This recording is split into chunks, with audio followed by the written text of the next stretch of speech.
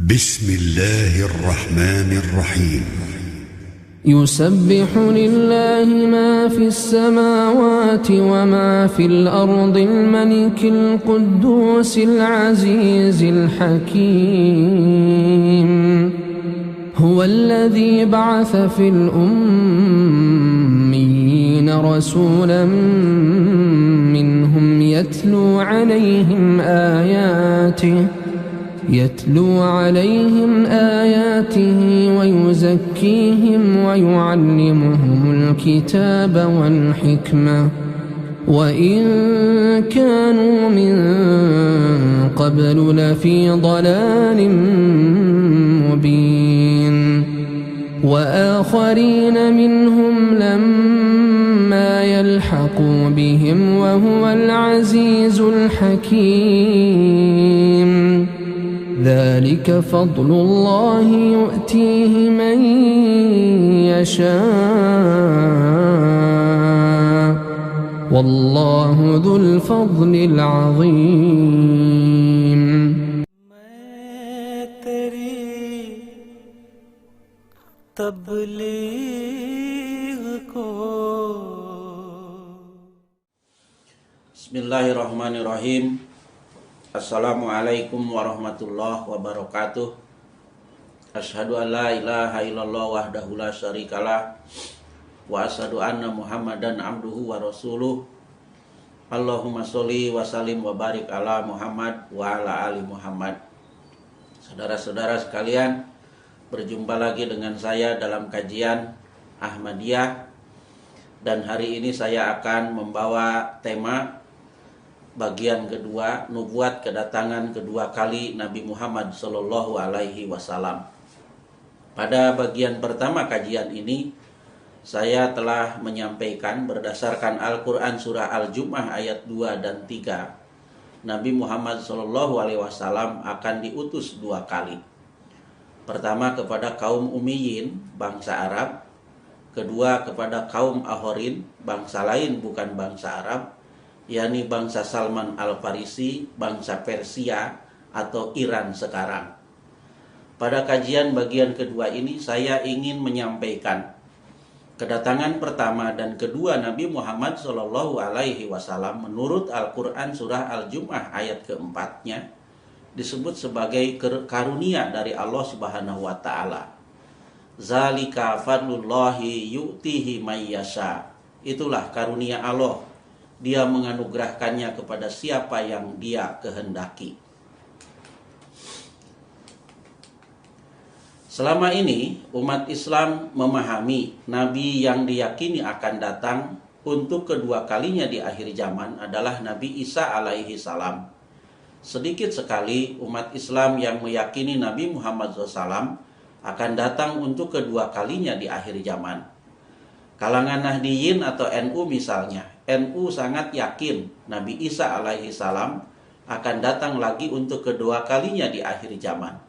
Kata NU, kita wajib berkeyakinan bahwa Nabi Isa alaihi salam itu akan diturunkan kembali pada akhir zaman nanti sebagai Nabi dan Rasul yang melaksanakan syariat Nabi Muhammad Sallallahu Alaihi Wasallam.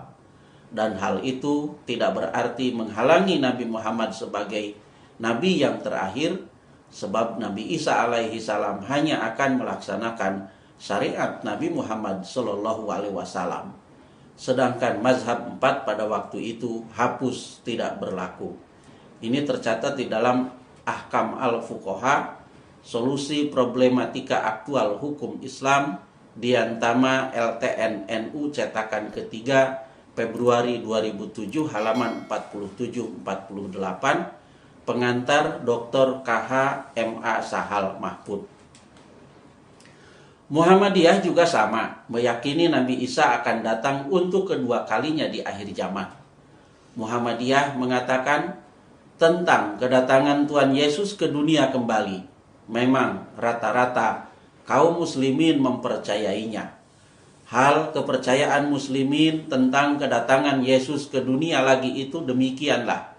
Sungguh baginda Nabi Isa atau Yesus Kristus itu akan turun ke dunia lagi pada akhir zaman dan beliau itu akan menghukumi dengan syariat Nabi Muhammad SAW, tidak dengan syariatnya, karena syariat Yesus itu telah terhapus sebab sudah lalunya waktu yang sesuai untuk menjalankannya.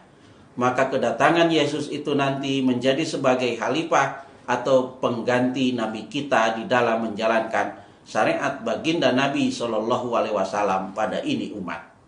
Ini tercatat di dalam Windon nomor mutiara Majelis HB Muhammadiyah Taman Pustaka Februari 1940, Muharram 1359, tahun ke-9 halaman 3234, dan di dalam Sinar Islam edisi Juli 1985 halaman 2627.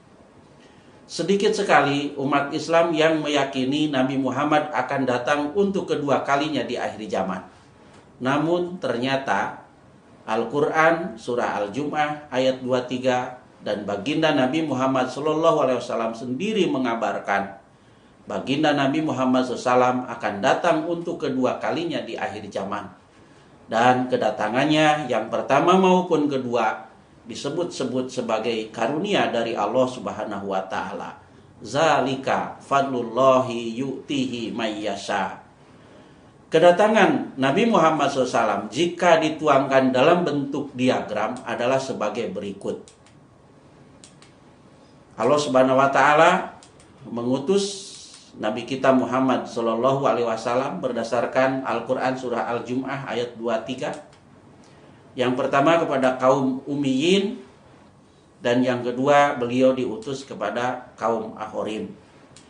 Kaum Ummiyin adalah kaum yang buta huruf, kaum Mekah, bangsa Arab. Beliau hadir antara tahun 571 sampai 632. Sedangkan kaum Akhorim adalah Bani Salman Al-Farisi, yang karena fana fi Rasulullah SAW, beliau menjadi wakil agung Rasulullah SAW. Dan kapan beliau akan datang?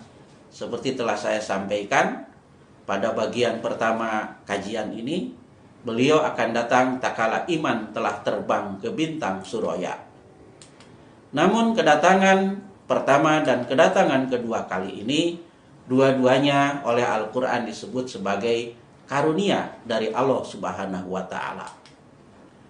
Kenapa? Pada kedatangan yang kedua kalinya, yang datang wakil agungnya bukan Rasulullah SAW sendiri. Tentu saja bukan Rasulullah SAW sendiri yang datang, tetapi wakil agungnya yang datang. Karena beliau sendiri telah wafat. Yang sudah wafat menurut Al-Quran tidak akan dihidupkan lagi ke dunia. Ini dalam surat 21 ayat 96. Ini jawaban pertama. Jawaban kedua, para nabi yang dijanjikan akan datang untuk kedua kalinya, kedatangannya selalu diwakili orang lain atas nabi yang dijanjikan. Umat Yahudi berkeyakinan Nabi Elia yang naik ke sorga, seperti dinubuatkan dalam 2 Raja-Raja 2 ayat 11, akan datang untuk kedua kalinya menjelang datangnya hari Tuhan yang besar dan dahsyat. Malaki 4 ayat 5-6. Namun yang datang ternyata bukan Elia sendiri, tetapi orang lain yang memiliki spirit Elia sehingga ia bergelar Elia. Dan kata Yesus, jika ingin tahu siapa Elia, itulah dia Yohanes Pembaptis. Matius 11 ayat 14. Umat Nasrani meyakini Yesus Kristus, Isa bin Maryam alaihissalam, akan datang untuk kedua kalinya di akhir zaman. Wahyu 22 ayat 7 dan Wahyu 12 ayat 20. Tetapi yang akan datang itu bukan Yesus sendiri, melainkan orang lain atas nama Yesus sebagai wakil Yesus. Yohanes 14 ayat 25 sampai dengan 28 dan pasal 15 ayat 26. Al-Quran dan hadis mengabar gaibkan Nabi Muhammad SAW akan datang untuk kedua kalinya di akhir zaman. Namun Al-Quran dan hadis mengabarkan Bukan beliau SAW sendiri yang datang. Seorang atau dua orang lelaki dari Bani Salman Al-Farisi yang datang, yang akan menjadi wakil agung baginda Nabi Muhammad Sallallahu Alaihi Wasallam. Wakil agung baginda Nabi Muhammad SAW akan datang kepada kaum Ahorin bila iman telah terbang ke bintang Suroya. Iman telah terbang ke bintang Suroya maknanya adalah tak kala iman telah hilang dari dada umat Islam. Banyak orang mengaku Islam tetapi ia tidak memahami dan tidak mengamalkan ajaran Islam. Berkenaan dengan kemunduran Islam dan umat Islam, Nabi Muhammad SAW diriwayatkan pernah bersabda, sebaik-baik abad adalah abadku, lalu abad kemudiannya, lalu abad kemudiannya, lalu sesudah itu bercampur dengan berbagai kebohongan. Nabi SAW diriwayatkan juga pernah bersabda, umatku akan mengikuti jejak langkah umat sebelumnya. Sejengkal demi sejengkal, sehasta demi sehasta, hingga umat sebelumnya masuk lubang biawak pun, umatku akan ikut. Hadis riwayat Muslim. Nabi SAW diriwayatkan juga pernah bersabda, akan datang suatu masa kepada umatku sebagaimana masa itu pernah datang kepada Bani Israel. Masa itu begitu rupa persamaannya seperti sepasang sandal. Bani Israel pecah menjadi 72 golongan, sedangkan umatku akan pecah menjadi 73 golongan. Semua akan dilempar ke dalam neraka kecuali satu golongan, yaitu yang mengikuti sunahku dan sunah sahabatku. Hadis riwayat At-Tirmidzi. Puncak kemunduran Islam dan umat Islam diilustrasikan oleh Nabi SAW sebagai berikut.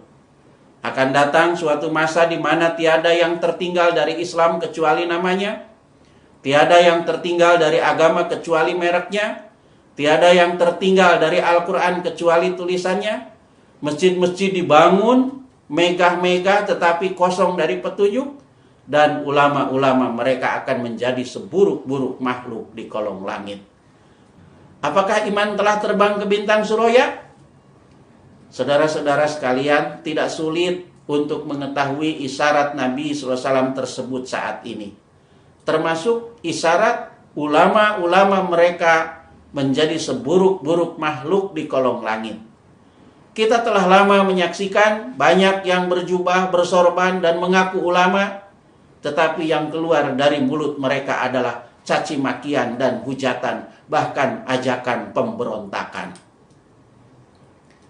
Saudara-saudara sekalian, dalam kajian kedua ini saya ingin mengatakan, sesungguhnya wakil agung Rasulullah SAW itu telah datang. Sesuai dengan yang dikabar gaibkan Al-Quran dan baginda Nabi Muhammad SAW. Dalam perspektif Jemaat Ahmadiyah, wakil agung baginda Nabi Muhammad SAW itu telah datang. Wakil agung yang menjadi mazhar penjelmaan kedatangan kedua kali baginda Nabi Muhammad SAW itu bernama Hadrat Mirza Ghulam Ahmad, pendiri Jemaat Ahmadiyah. Hadrat Mirza Ghulam Ahmad, pendiri Jemaat Ahmadiyah, berasal dari keluarga terhormat. Mirza adalah gelar yang biasa diberikan kepada kaum ningrat keturunan raja-raja Islam dinasti Mogul berasal dari Persia. Sebutan Hadrat biasa diberikan orang kepada wujud-wujud suci atau para alim robbani. Sebutan Ghulam merupakan nama famili. Nama asli beliau hanyalah Ahmad. Leluhur beliau berasal dari Persia atau Iran sekarang, menunjukkan beliau adalah seorang Bani Salman Al-Farisi yang dikabarkan Nabi SAW akan mengambil iman yang terbang ke bintang Suroya itu. Hadrat Mirza Ghulam Ahmad alaihi salam adalah seorang yang fana filah dan fana fi Rasulullah SAW. Larut tenggelam dalam kecintaan kepada Allah dan kecintaan kepada Rasulullah SAW. Kefanaannya kepada Allah Subhanahu wa Ta'ala dan kefanaannya kepada Rasulullah SAW telah memungkinkan beliau mendapat kehormatan menjadi putra rohani, pewaris hakiki ummati zili buruji mazhar kamil Muhammad, penampakan sempurna Nabi Muhammad SAW, dan mencapai makom rohani tertinggi an-nabiyyin, dalam pengertian nabi yang tidak membawa syariat dan tidak berdiri sendiri, nabi gairi tasri, gairi mustakil, dan menjadi nabi semata-mata karena mengikuti, karena kepatuhan dan ketundukan kepada baginda Nabi Muhammad SAW. Beliau menjadi manifestasi kedatangan kedua kali Nabi Muhammad SAW dan menjadi wakil agung baginda Nabi Muhammad SAW. Mengenai kefanaannya kepada baginda Nabi Muhammad SAW, beliau bersabda, "Diriku sendiri tidak ada. Diriku telah diliputi Nabi Muhammad SAW. Itulah sebabnya aku dikatakan Muhammad dan Ahmad." Mirza Ghulam Ahmad menghapus satu kesalahan MA Suryawan tanpa tahun halaman 2627 dan menghapus satu kesalahan Capres 2015 halaman 20. Mengenai diri beliau sebagai manifestasi atau penampakan sempurna baginda Nabi Muhammad SAW, beliau sendiri bersabda, "Sesungguhnya Allah Ta'ala telah menjadikanku majhar, penampakan bagi seluruh nabi, dan dinisbatkan Allah kepadaku nama-nama mereka. Saya Adam, saya Sid, saya Nuh, saya Ibrahim, saya Ishak, saya Ismail, saya Yakub, saya Yusuf, saya Isa, saya Musa, saya Daud, dan saya adalah penampakan sempurna, mazhar kamil dari Muhammad Sallallahu Alaihi Wasallam." Artinya, saya adalah bayangan Muhammad. Hakikatul Wahyu, Neraca Pres 2018 halaman 92. Hingga di sini kajian nubuat kedatangan kedua kali baginda Nabi Muhammad SAW saya akhiri. Semoga bermanfaat dan menambah hajanah ilmu pengetahuan. Assalamualaikum warahmatullahi wabarakatuh. तुझको है एक मंजिल की तलाश, मुझको एक आतिश फिशा पुरवलवला दिल की तलाश, मुझको एक आतिश फिशा पुरवलवला दिल की